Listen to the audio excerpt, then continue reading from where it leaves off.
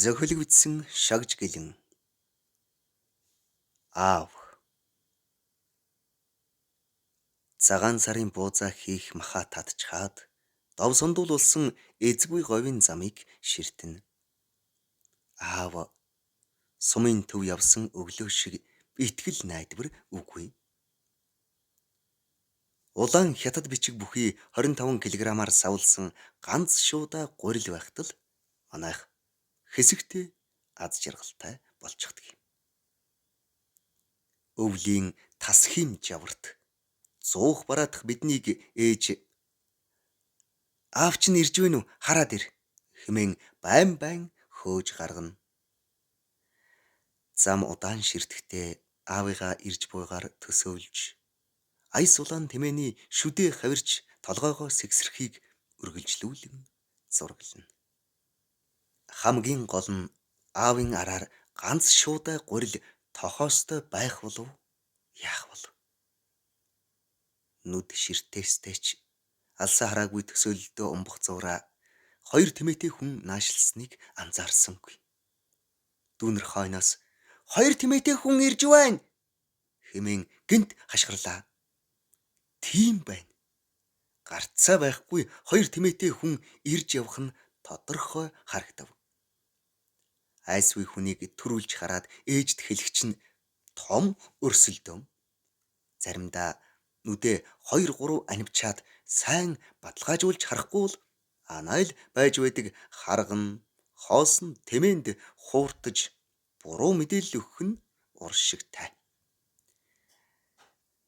Хоёр тэмээтэй хүн ирж байвал наадах чинь аав бишээ гэж би дотроо дурамчхан бодлоо.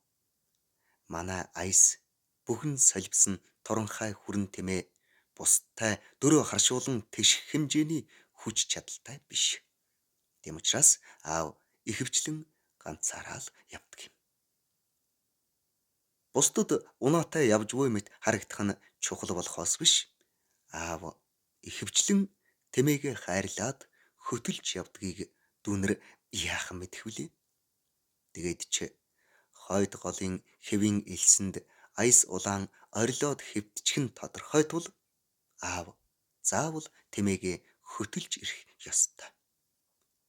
Дөрөв харагдсан мөнөх хоёр тэмээтэй хүн хаяа дарах шахуу тэшүүлээд өнгөрлөө. Энэ хоёр хүний нэг нь аав байгаасаа хэмээн хүлээсэн дүүнрийн минь гордлого тэдгээр тэмээтэй хүмүүсийн барааг алсартал ширтээд хоцров. Яг л хүсэл мөрөөдөл итгэл найдвар нь дэрэгдүр өнгөрч буй мэт санагдсан байх та. Надад ч бас тэгж санагдсан юм чинь. Цагаан ганцхтай харагдсныг бодвол сумын төвд гурил ирсэн байх. Аав харин тэндээс ганц шуудаа гурил олж чадсан болов уу?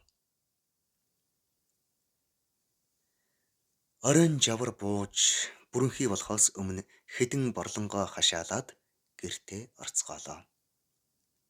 Бурааны бургасалтай гал пишин дүнгнүүлж гэр хормхон зурал халууцна.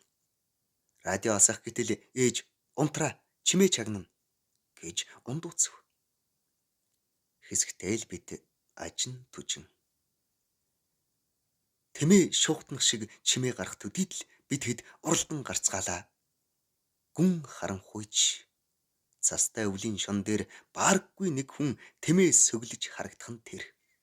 Танил болсон хоолой заслт ханиалга сонсогдох нь гарцаагүй аав ирчээ. Биднийг аав руу уралдан гүйх зур ээж энэ муухай нохоо яагаад чимээ өгсөнгүү хэмээн хэлэх нь сонсогдож үлдэв. Аав руу гүйн очиход тэмээн тогшоосоо шуудаатай цагаан юм өргөөд газар тавих нь харагдлаа. Аав шуудаа гурилтай ирсэн байх нь. Тэр орой манайх зүйрлэшгүй аз жаргалтай болов. Аавыг дээлээ тайлах зур өврөөс нь 3-4 ширхэг алим бөмбөрч унах шиг харагдав.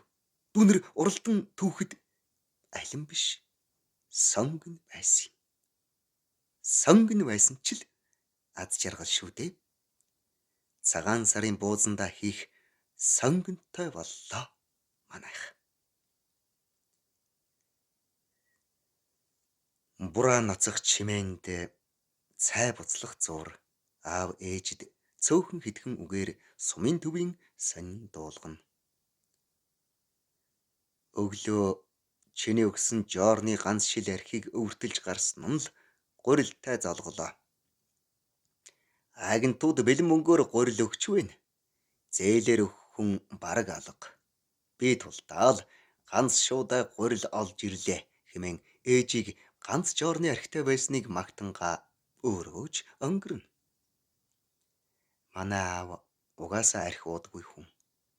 Архи олдвол гурил будаагаар сольчихдаг. Цагаан сараар хүнд амсуулах ганц шил архигүй л болчихлоо гэж ээж халаглахад буудтай тавгийн идээтэй байхад архич ямаа гэж аав хэлнэ. 1990-ад оны үед хөдөө алс бөглүү орон нутагт иймэрхүү амьдрал их байсан да. Манай аав 10 хэдэн жилийн өмнө хөлөөр суугаад удалгүй ухаан санаа нь орон гарan болчихсон юм. Одоо 80 гаруй насны хөгшин ээжийн асаргаанд байдаг юм.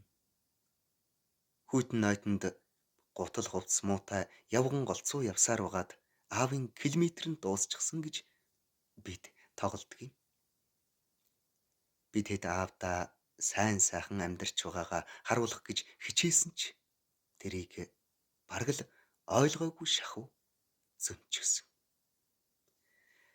Хэдэн жилийн өмнөх цагаан сараар хүүн шинэ машинтаа очичоод байхад л аав нь гармаар байна унаа олдох уу гэдэг юм.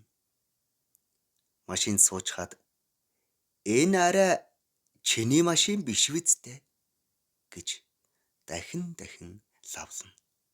Минийхээ ааваа гэд багт л итгэж өгдөггүй. Хот руу буцах болоход миний хүү ямар унаагаар явах гэж байна? Хүн амьтантай ярьсан уу? Миний хүүг дайгаад явчих хүн чинь юу вэ? Гэдэл эхэлдэг. Аавынд хоноход өглөө эрт босчоод хөлийм нь үнсэж өнгөн. Жаахан шар юм байсан овоо том болж гэдэл 40 гарчихсан эрийг. Ер нь аавынд хонсон хүнийг тэгдэг гэсэн. Сая шинэ нэгэнд аав чинь ухаан гайгүй байна гин яр гэв. Миний хүү буузаа хийж амжсан уу гэж асуусан. Энэ жил идэж чадсан уу ч гэх шиг. Танаах хэдэн хүүхэдтэй боллоо? Цалин мөнгө чинь хүрэлцэж байна уу? Эдээ ажлаал сайн хийгээрэй. Ярианыхаа ар дээр боломжтой бол аавдаа ганц хайрцаг янжуур явуулахыг бодоорой гэж захисан. Ухаан нэрсэн үедээ заримдаа мэдээж ойлгоно. Хүүхдүүдийнхээ буйнд их сайхан амьдарч байгаагаа үргэлж хэлдэг. Хоорондоо эвтэй байгаарай. Нэг айлын хүүхдүүд муудалцах шиг хэцүү юм аав ээжид үгүй. Энийг ч бүр багаас хэлдэг байсан да.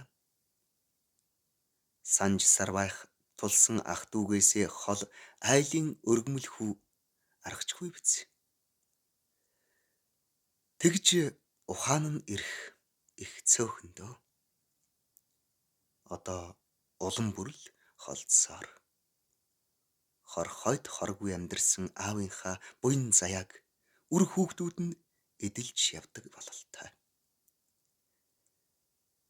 Эр хүний нуруунд дээрх ачаа бусдын нүдэнд үзэгддэггүй. Сэтгэлдээ тээж яваа зүйл нь ханийн чихэнд сонсогддоггүй. Өтөлж ядарч буй нь үрийнхэн нүдэнд харагддаггүй. Хойноосоо шатж байсан ч урдаасаа дүнхийн харагдаж байдаг уулыг аав гэдэг.